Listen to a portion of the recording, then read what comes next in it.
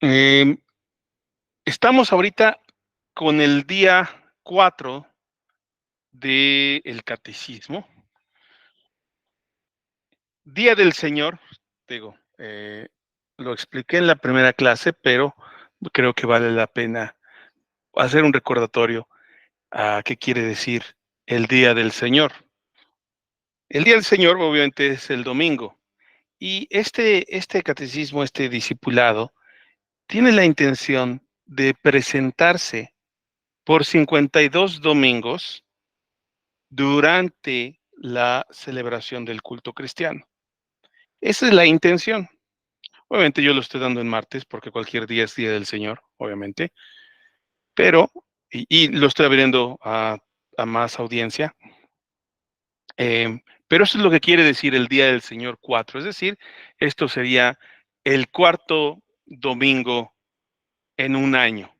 No precisamente el cuarto domingo que sería en enero, sino empezando en cualquier domingo, sería el cuarto domingo de un año en el cual en ese año, desde que se empieza hasta que se termina, este corresponde al cuarto domingo. Este día del Señor corresponde a las preguntas 9 a la 11 y estamos hablando acerca de la miseria del hombre. La miseria del hombre corresponde a las preguntas 3 a la 11. De nuevo, nada más este, para que todos tengamos ahí ah, el contexto de por qué estamos dividiendo por partes.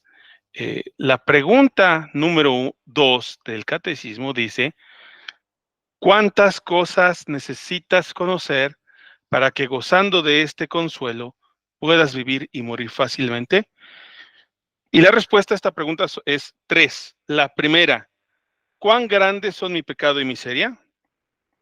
La segunda: ¿cómo soy librado de mi pecado y miseria? Y la tercera: ¿cuánta gratitud le debo a Dios por esta liberación?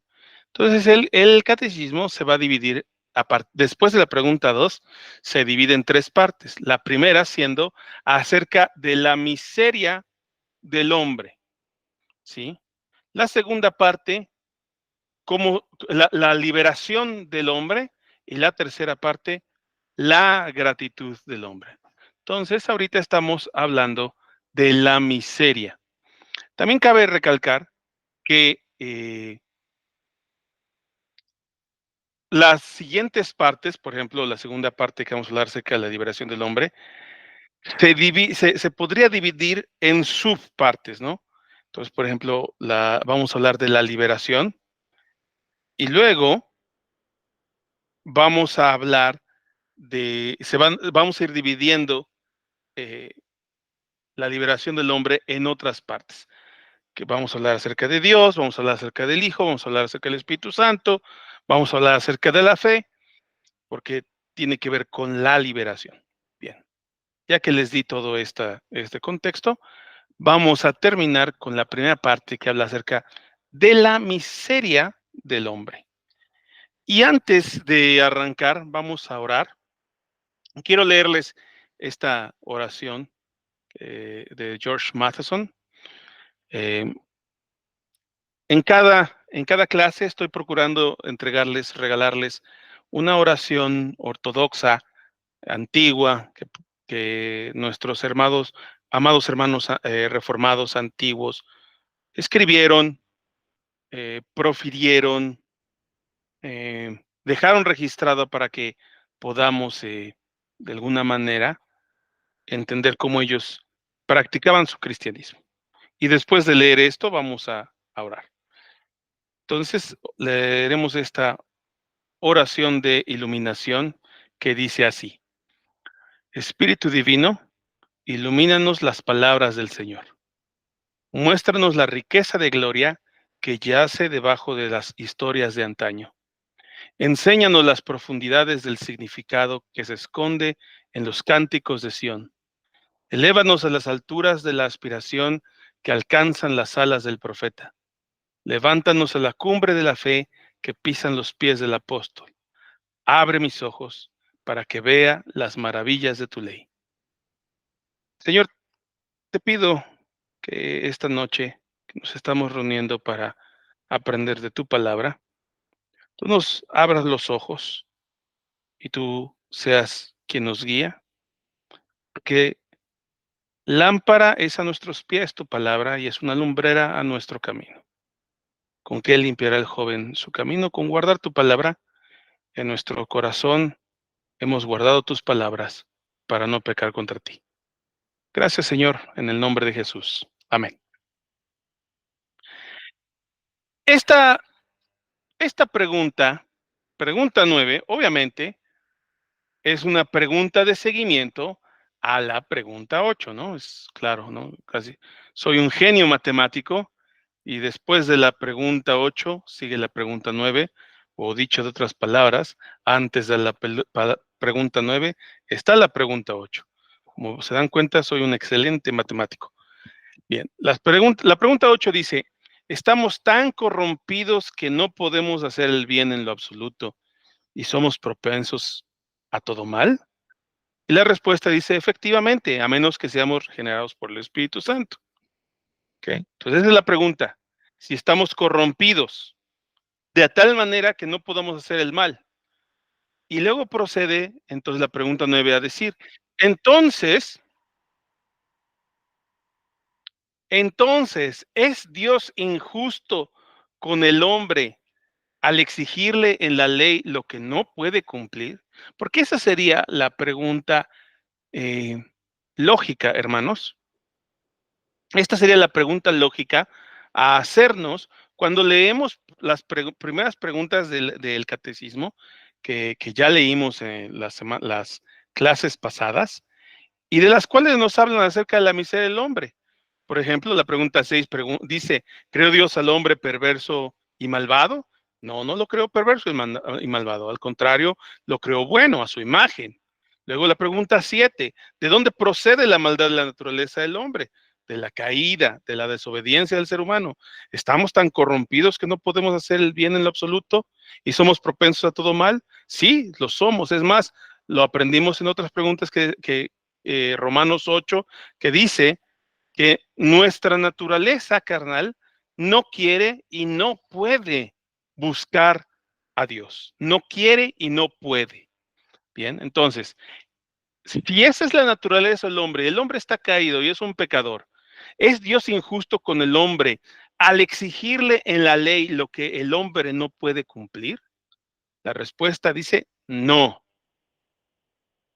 porque Dios creó al hombre de tal manera que pudiera cumplir la ley, pero el hombre, por incitación del diablo y su propia obstinación, se privó a sí mismo y a toda su posteridad de esas virtudes divinas.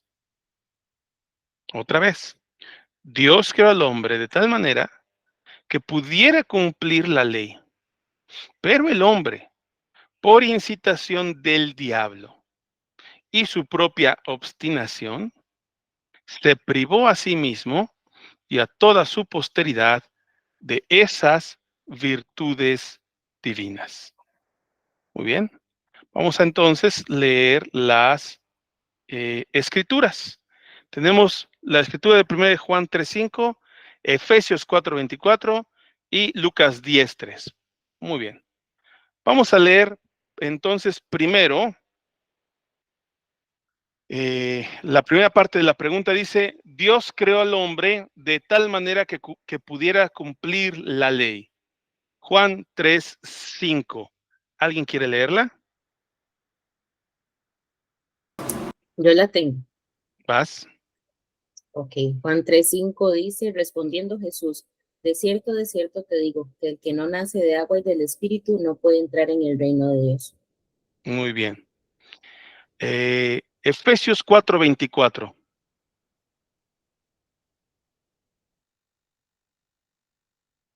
¿Alguien que la quiere leer? Adelante, Josel. Y vestidos del nuevo hombre, creado según Dios, en la justicia y santidad de la verdad. Muy bien. Y entonces, ¿por qué dice, es Dios injusto con el hombre al exigirle en la ley que no lo que no puede cumplir? No, porque Dios creó al hombre de tal manera que pudiera cumplir la ley. Y luego dice, pero el hombre, por incitación del diablo y su propia obstinación, se privó a sí mismo y a toda su posteridad de estas virtudes divinas. Muy bien. Lucas 10:30, ¿quién puede leerlo?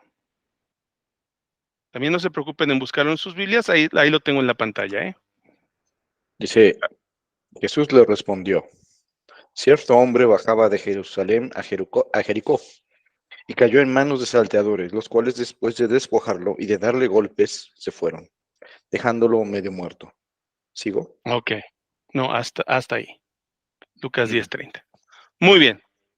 Entonces, otra vez, ¿es Dios injusto con el hombre al exigirle en la ley lo que no puede cumplir? No, porque Dios creó al hombre. Un segundo. Dios, Dios creó al hombre de tal manera que pudiera cumplir la ley, pero el hombre, por incitación del diablo y su propia obstinación, se privó a sí mismo y a toda su posteridad de esas virtudes divinas. Denme un segundito, por favor. Muy bien, listo. Ok. Pregunta 10. ¿Deja Dios sin castigo esa obstinación y apostasía del hombre? Respuesta, no, sino que Él está airado de una manera sumamente terrible, tanto por los pecados en los que nacemos, por los que nosotros mismos, como por los que nosotros mismos cometemos, los cuales castigan un juicio justísimo, con castigos temporales y eternos, como Él mismo sentencia. Maldito el que no confirme las palabras de esta ley, poniéndolas por obra. ¿Ok?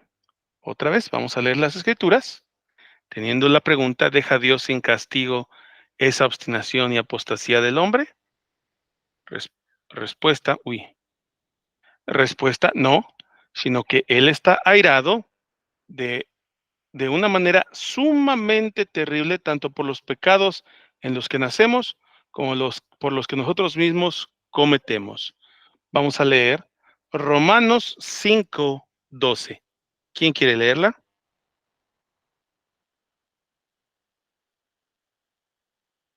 Dale, Kimi.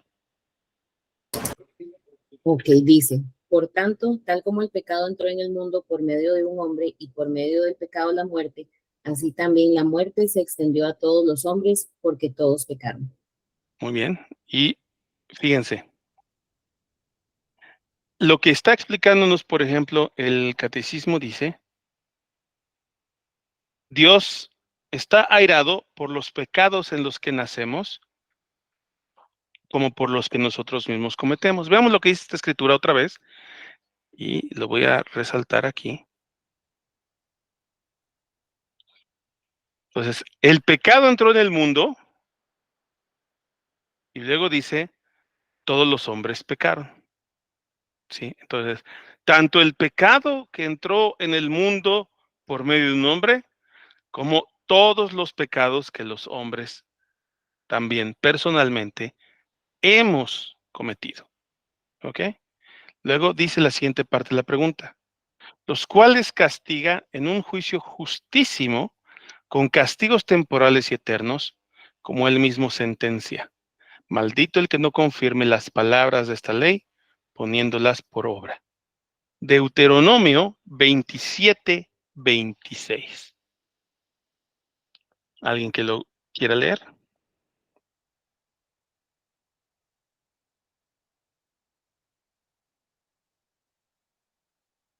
Si no, voy a escoger yo, a ver. Dale, Steven. Deuteronomio 27:26. ¿Ese? Sí. Maldito el que no confirme las palabras de esta ley para ponerlas por obra. Y todo el pueblo dirá amén. Amén. Vean, no sé si ya han leído ustedes Deuteronomio 27, pero se le conoce como las bendiciones y las maldiciones en el monte Ebal y en otro monte que ya no recuerdo su nombre. Pero en el monte Ebal se daban las maldiciones. Resulta que en el capítulo 27 ustedes van a encontrar una historia donde el pueblo de Israel se subió al monte Ebal, parte del pueblo, y le gritaban a la otra parte del pueblo que estaba en el otro lado del monte, o en el otro monte, y les voy a decir qué monte es, porque eso está nada más diciendo ahí nombres. Eh, sí, nada más el monte Ebal, ok. Y entonces se decían maldiciones y bendiciones, ok. En el monte Ebal se gritaron varias maldiciones que tenían que ver con la ética del pueblo y cómo se tenía que comportar una vez entraran a la tierra prometida. Por ejemplo, dice en el versículo 16, dice, maldito el que desprecie a su padre o a su madre. Y todo el pueblo tenía que gritar, amén. ¿Sí? Y después de que gritaron todas estas maldiciones, dijeron varias maldiciones, la última maldición que profirieron fue, maldito el que no confirme las palabras de esta ley para ponerlas por obra. O sea, si fallabas en uno de los mandamientos de la ley, ya eras maldito. Por eso vamos a leer Gálatas 3:10. Carlos, ¿puedes leer Gálatas 3:10?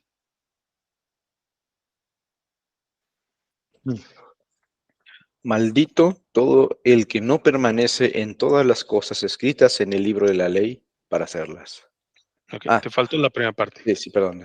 Porque todos los que son de las obras de la ley están bajo maldición, pues escrito está, maldito todo el que no permanece en todas las cosas escritas en el libro de la ley para hacerlas. Ok, muy bien. Y esto porque los Gálatas querían vivir según la ley, ¿no? Entonces, nada más para corroborar lo que dice la pregunta 10. ¿Deja Dios sin castigo esta obstinación y apostasía del hombre? No, sino que Él está airado de una manera sumamente terrible, tanto por los pecados en los que nacemos, como por los que nosotros mismos cometemos, los cuales castigan un juicio justísimo con castigos temporales y eternos, como Él mismo sentencia, maldito el que no confirme las palabras de esta ley, poniéndolas por obra.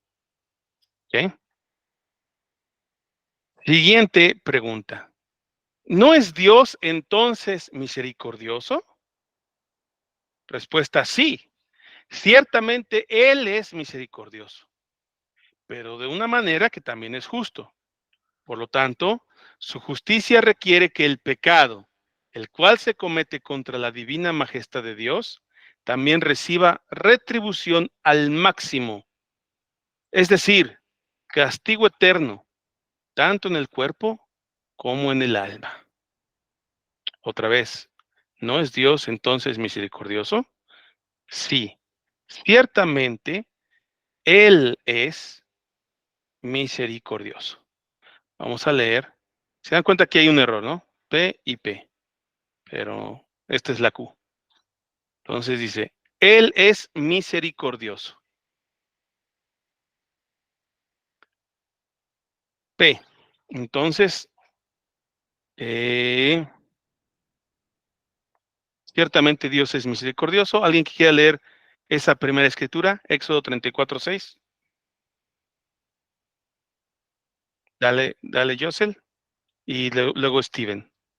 Ok.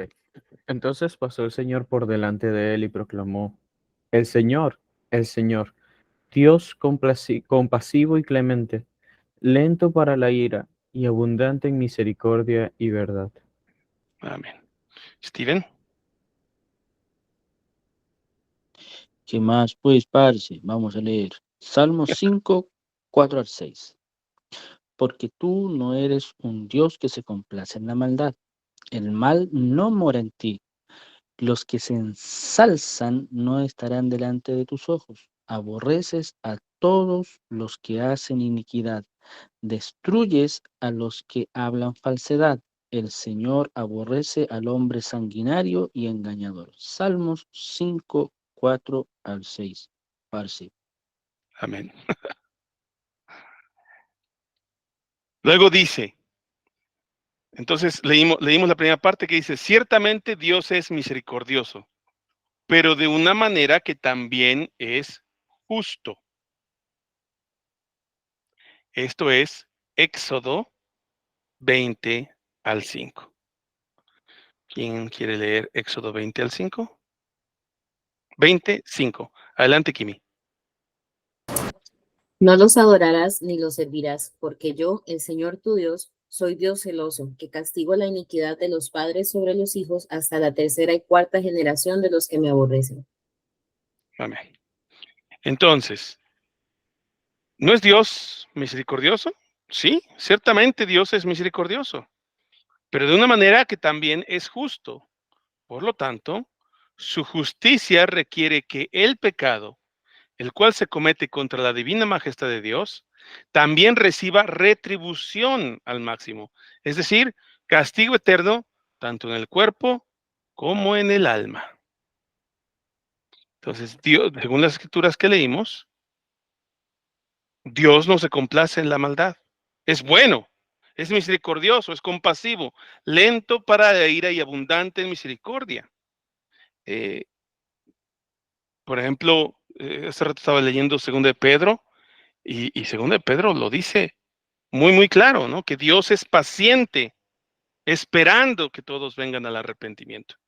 Dios es lento para la ira y es abundante en su misericordia, pero también no se complace en la maldad.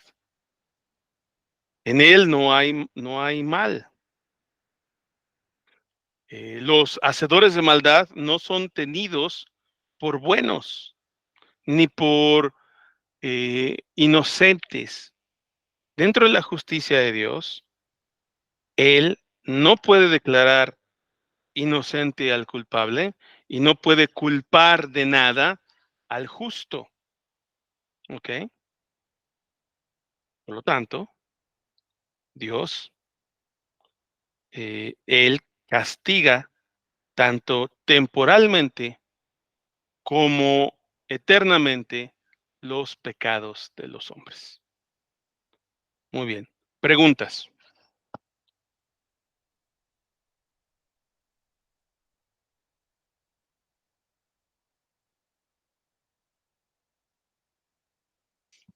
Creo que, mm, bueno, este, cuando, cuando dice que el hombre fue creado bueno, al igual que Dios, pero su obstinación lo llevó y el engaño del diablo, o sea, podemos decir que en ese momento, o en el momento que el hombre pecó, o antes de pecar, era plenamente libre en cuanto a su capacidad de decidir entre el bien y el mal, o, Sí, sí, dale, dale. o sea, lo que quiero decir, o sea, tenía libre albedrío el hombre antes de pecar. Muy bien, muy buena pregunta. Des- Debido a lo que ya hemos estudiado hasta acá, ¿alguien le gustaría también responder esa pregunta antes de que yo la responda?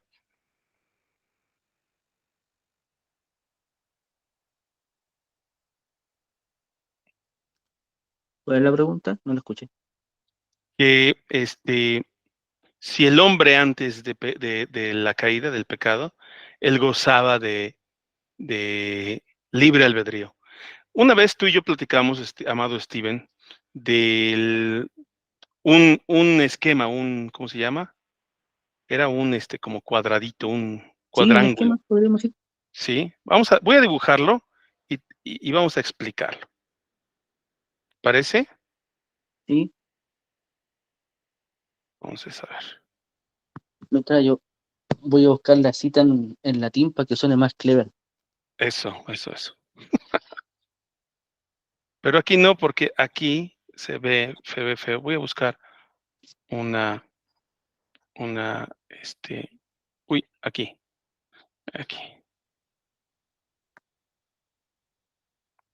Y vamos a dibujarlo de esta manera. ¿Ok? Para explicar la pregunta del hermano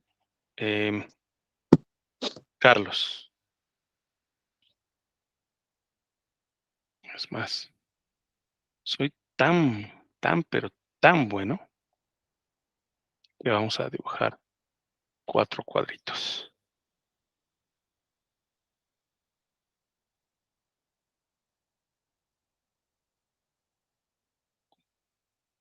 Muy bien. Y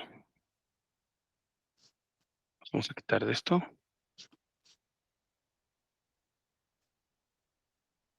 Uy.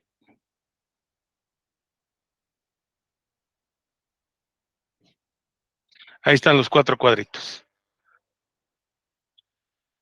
Y aquí le voy a poner antes de la caída. Y aquí le vamos a poner, ¿qué le ponemos aquí? Después de la caída, ¿no? ¿Sí?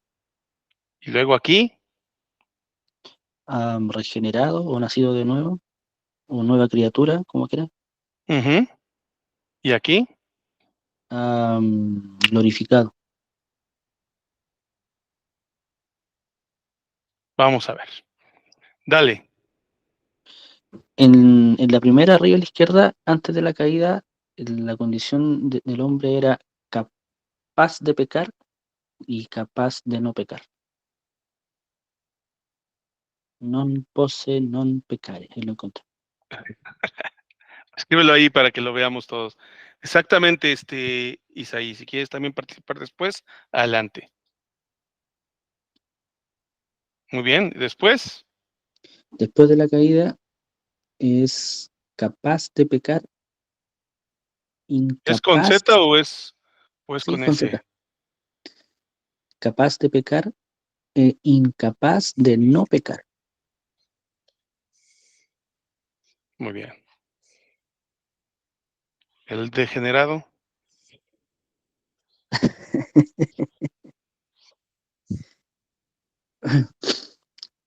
El regenerado es igual que antes de la caída, capaz de pecar y capaz de no pecar.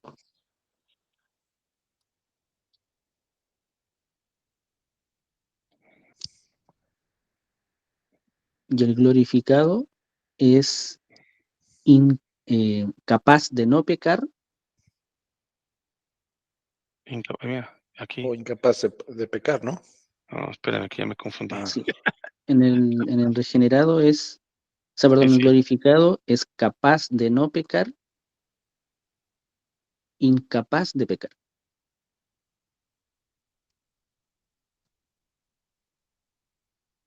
muy bien. a ver, creo que después de la caída es capaz de pecar.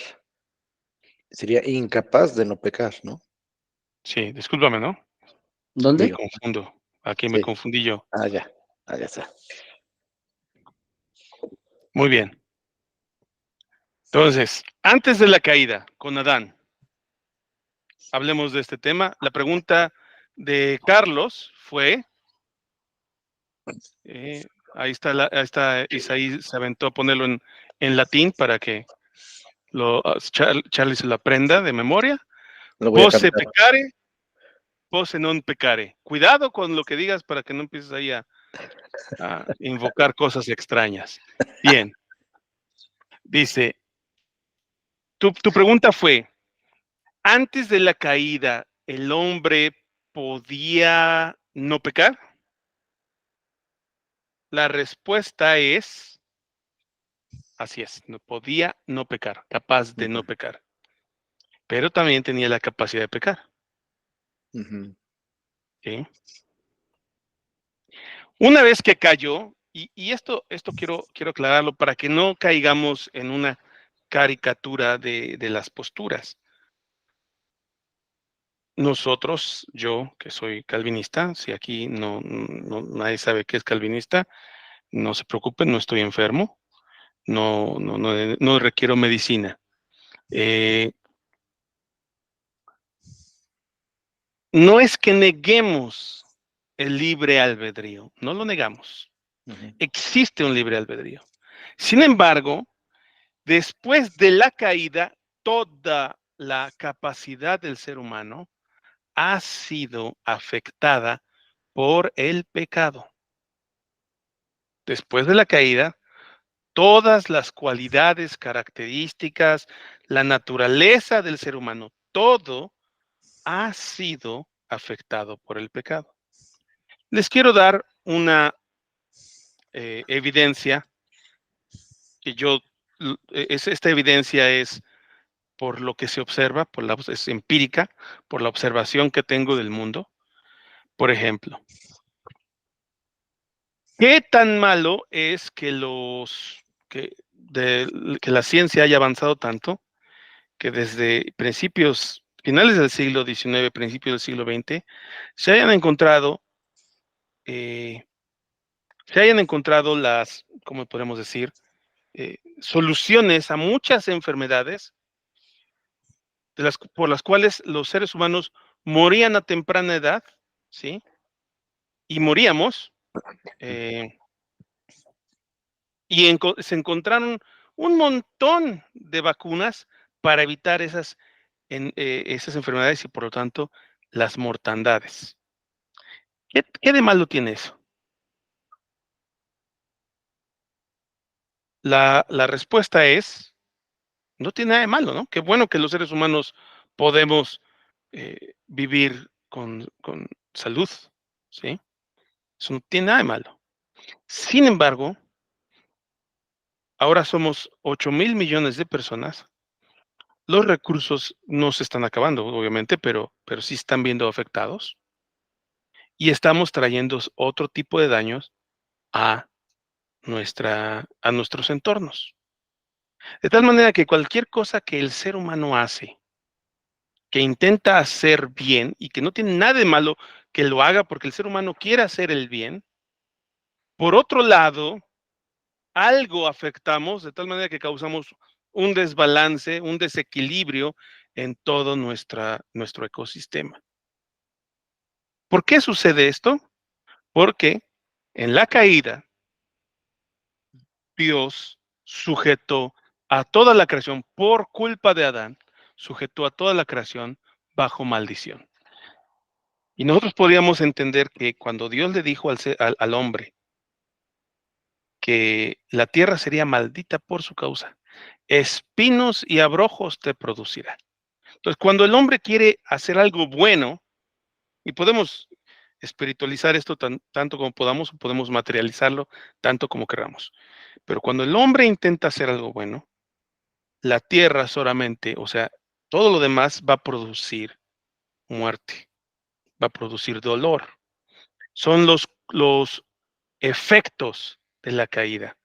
Isaí puso ahí, Steven puso los efectos noéticos del pecado.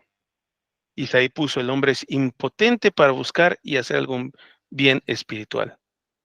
Y Josel puso, momento Thanos. El tema aquí es que debido a la caída, toda la capacidad del ser humano, incluido su libre albedrío, está afectado por el pecado. De tal manera que si el ser humano quiere hacer el bien, terminará de alguna manera escogiendo el mal. No porque Dios lo obligue, porque eso ya lo leímos en días anteriores, no porque Dios lo haya creado al hombre así, sino porque el hombre nace muerto en delitos y pecados. Y toda su naturaleza, incluido su deseo por el bien, está afectado por el pecado. Entonces, después de la caída, es capaz de pecar, incapaz de no pecar. ¿Sí? Isaí puso, el hombre es impotente para buscar y hacer algún bien espiritual. Y eso también tiene que quedar muy, o sea, también hay que ser claros, ¿no? Porque estamos hablando del bien espiritual y no precisamente de los bienes, por ejemplo, el ser humano busca la belleza, sí, sí busca la belleza. El ser humano busca las virtudes, sí, sí busca las virtudes. El ser humano busca ¿qué? Ah, el avance, busca la prosperidad, busca lo bueno. Sí, el ser humano lo hace, ¿sí? Pero al final, sus intentos de construir una torre que llegue al cielo siempre se verán ofuscados por su pecado. ¿Ok? Regenerados, si nosotros hemos nacido de nuevo en Cristo, somos capaces de pecar y capaces de no pecar. ¿Ok? Estamos siendo restaurados, creciendo en Cristo, mejorando en Cristo.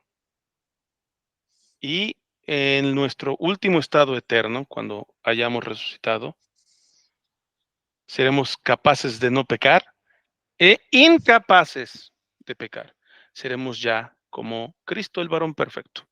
Cristo mismo dijo que ningún padre, aun siendo malo, cuando su hijo pide pan, le da una piedra. Exactamente, exactamente. O sea, no estamos diciendo que el hombre no sea capaz de amar, no sea capaz de buscar la virtud. Eso no lo estamos diciendo.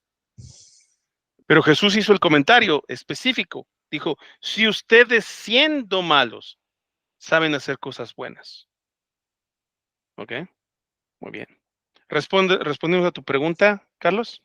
Sí, sí, muchas gracias. Bueno, tienes de tarea aprenderte todo en latín y la próxima semana tienes que decirlo. Pero cantado para que... Lo cantado, ándale. Y ya si lo digo mal, pues ya Steven dirá, anatema. Por cierto, Steven, Carlos vio nuestro video de anatemas. Muy bueno, muy bueno. Ah, estuvo bueno. Ya Sí. la otra semana vamos a retomar. Muy Así, bien. así que cuidado, chavos. ¿Algo que alguien quiere añadir a esto? ¿Algo, Steven? No, está todo bonito. Sí. Ok. A lo mejor, bueno, tal vez lo que habría que agregar es que la diferencia con Jesús es que Jesús, pues, también es divino, ¿no? O sea, su doble naturaleza de Jesús divino, pues le impedía pecar. Amén. O sea, y eso es algo que se debe enseñar muy claro. Y es que en- Jesús, él sí sería el que deberíamos de decir cuando digamos que Jesús es santo, deberíamos de responder sin pecado concebido. Él es el único. Amén. Muy bien. ¿Alguna otra pregunta? Adelante, Josel. Vale, generalmente, si bien a un adulto le cuesta entender la soberanía de Dios en cuanto a muchas cosas, siempre los niños que se acercan al texto bíblico tienen un dilema, Ujú. y el dilema siempre parte de por qué Dios pudiendo evitar todas estas cosas, no las evitó. Eh, y generalmente cada respuesta siempre comienza desde el cielo, desde Satanás y después Adán y Eva y demás. Pero quisiera centrarme en una parte y allí mi pregunta. Eh, si Adán y Eva no conocían el bien y el mal, probablemente pudieran no saber que estaban siendo engañados por la serpiente. Entonces, parte de allí mi pregunta, ¿conocían, eh, o por lo menos hablando de Eva, conocía Eva el bien y el mal? Si no lo conocía y probablemente no entendería que estaba siendo engañada, porque voy a ser un poco temerario, solamente para fines didácticos de la pregunta, porque fue juzgada como que si supiera que estaba obedeciendo un engaño, y si ella no sabía, y si ella sabía el bien y el mal, perdón, antes de comer del fruto, ¿cómo era posible si esa era la consecuencia del fruto? Quizá está un poco compleja la pregunta, quizá me expliqué mal, pero si tengo que explicarlo mejor. No, esto creo que la entendí, pero si empiezo a responder y tú consideras que no fue lo que preguntaste, corrígeme, ¿ok? Vale, vale. Pero todo inicia, independientemente de que si el hombre conociera el bien y el mal, el hombre lo que sí conocía es que Dios le había dado una instrucción. Y esa instrucción, podríamos decir que era de hecho, no podríamos, sino que debemos de decir que esto era un pacto entre Dios y el hombre. Y este pacto, conocido también en la teología pactual como el, el pacto de obras, era, era una orden que Dios le había dado al hombre y que el hombre tenía que obedecer. Ahora, hubo varias órdenes que Dios le dio al hombre. La primera fue, eh, multiplíquense, ¿sí? Sojuzguen la tierra, ¿ok? Otra orden que Dios le dio, eh, que cuidaran del huerto, ¿no? Porque para eso Dios lo puso en el huerto. Pero luego le puso una orden a la que correspondía un castigo. Si bien Dios le dijo al hombre, multiplícate, ¿no? Sé fructífero, jamás le dijo, y si no lo haces, vas a ver, ¿no? Porque eso, pues Dios sabía que a los mexicanos y a los latinoamericanos no nos podía decir que hay de ustedes si no se reproducen, ¿no? Pero bueno, a la que sí le puso un castigo fue eh, al mandamiento de no comer del árbol, independientemente de si el hombre entendía que eso estuviera bien o estuviera mal. El hombre lo que tenía que entender era la obediencia a ese mandamiento. Y que eh, ese, mientras el hombre cumpliera ese mandamiento, el hombre no iba a morir, sino que iba a continuar con esa relación con Dios en vida y gozando de la presencia de Dios y de eh, la vida que tenía en el huerto del Edén. ¿Ok? Porque lo que Dios dice acerca del mundo, de la creación del mundo, es: esto es bueno. Por lo tanto, la vida que Dios le había dado al ser humano era extremadamente bueno. ¿Ok? Ahora, el hombre no estaba entendiendo que esto era bueno en el aspecto a ver, es bueno moralmente, es bueno éticamente, es bueno. No, sino que es bueno porque Dios así lo había declarado. ¿Me voy explicando? Perdón, sí. Ok, entonces, en el caso del mandamiento, Dios está enseñando algo allí. El día que tú comas, ese día mueres. Ahora,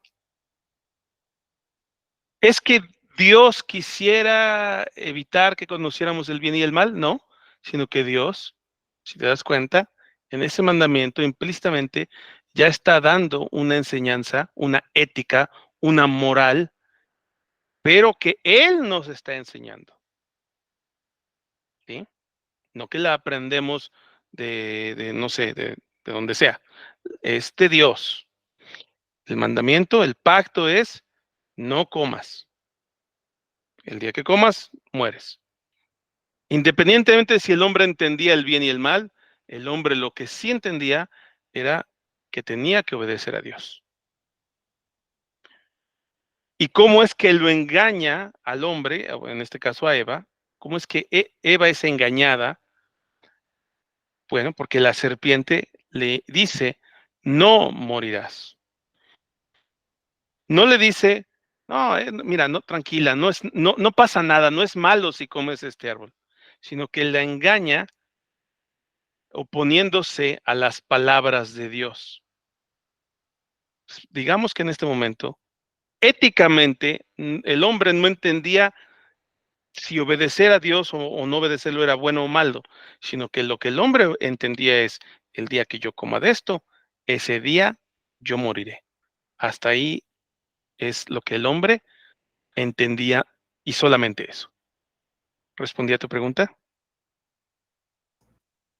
Sí, y no sé si pudiera añadir algo. Adelante. De hecho, independientemente de que ellos no supieran el bien y el mal, está claro que una ordenanza se contrapone a la otra. La voz de Dios dice, de cierto morirás, y creo que la expresión es enfática Así cuando dice, es. de cierto morirás. Y Satanás dice, no morirás. Obviamente, ellos tenían la ciencia suficiente a entender que esas dos voces se contraponían. Claro, Y aun cuando ellos no conocían el bien y el mal, eh, indiferentemente de ello, al saber que uno no estaba diciendo la verdad, al final tienen el total libre albedrío de escoger entre la voz de Dios y la voz de Satanás, y por ende las consecuencias de sus actos son justas, porque están eligiendo a uno por sobre otro, y así es. no puedes elegir a uno sin desobedecer y desechar la voz del otro. Entonces, al final, entiendo que indiferentemente del bien y el mal, decidieron atender la voz de Satanás y su propia codicia, aún sin entender el mal que se estaba gestando, que escuchar la voz de Dios, que sabían claramente que Él era el creador de todas las cosas. Y se supone que debían de entender las consecuencias, independientemente de entender el bien y el mal, tenían que entender las consecuencias. Y otra más, ¿a quién, o sea, por pura lógica, ¿no? ¿A quién deberíamos de obedecer? ¿Al creador de todas las cosas o a una serpiente? Siendo que el mandato que Dios le había dado al hombre era, sojuzga, gobierna sobre los animales del campo, los reptiles que se arrastran, y ahí estamos hablando de la serpiente. Y el hombre, en lugar de sojuzgar, de gobernar sobre la serpiente, se deja gobernar por la serpiente. ¿Ok? De hecho, estoy leyendo Romanos, precisamente, que habla de eso, ¿no? Que Ujú. le dieron culto a las criaturas antes que al creador. Muy Sabían bien. que Dios era el Listo. creador y la serpiente la criatura. Excelente, excelente eh, adición de escritura. Muy bien. ¿Alguna pregunta más? Si no, vamos a proceder a leer esta oración de Richard Baxter. ¿Alguien conoce a Richard Baxter? Tengo un libro de él muy bueno que se llama El Pastor Renovado. Muy buen libro, se los recomiendo. Y esta es una oración de intercesión y después oramos y nos despedimos.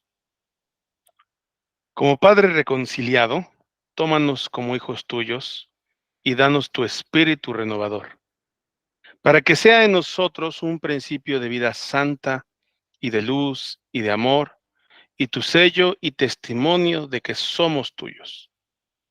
Que Él vivifique nuestro corazón muerto y endurecido, que ilumine nuestra oscura mente incrédula por medio de un conocimiento más claro y una creencia firme. Deja que Él vuelva nuestra voluntad a la pronta obediencia de tu santa voluntad. que revele a nuestra alma las maravillas de tu amor en Cristo, y sea lleno de amor a ti y al Redentor, y a toda tu santa palabra y obras. Amén. Señor, te doy gracias por haberme permitido hablar entre mis hermanos y a mis hermanos, y mostrarles tu escritura y compartir con ellos tu escritura, porque tu palabra, Señor, es verdad, tu palabra es la que nos santifica, tu palabra es la que nos guarda. Síguenos guardando en ella, Señor. Te agradezco todo en el nombre de nuestro Señor Jesucristo. Amén. Gracias a todos por haber participado. Adelante, hermano Josel. No, perdón, me confundí, iba a enviar un emoji. Un abrazo a todos. Gracias por haber participado. Gracias, Steven, por tus interacciones. Gracias, Isaí, por escribir. Gracias Y a ti, bro. espero verlos la próxima semana a todos. Gracias, hermosa gente de Santa Ana. Los amo y nos vemos el domingo. Bye. Hasta luego. Buenas noches.